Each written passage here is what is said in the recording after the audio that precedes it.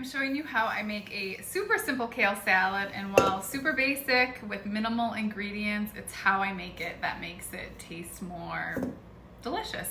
So I first start with, I have like 2/3 of bag of curly kale in here, and I first start by just removing the big stems. So if you need to press it down a little bit to find them easier, but usually you can see them and feel them. So I'm just removing them, and you can use the stems in your juice or your smoothies, but it is easier on your system and just more desirable to eat them without the stems.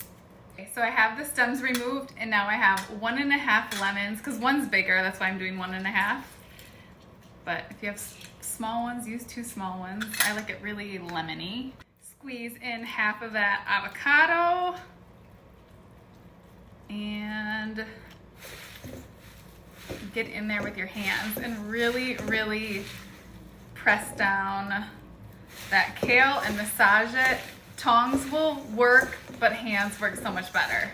1 large clove of garlic minced. And you could do this at the same time as the other 2, but I like my hands less garlicky.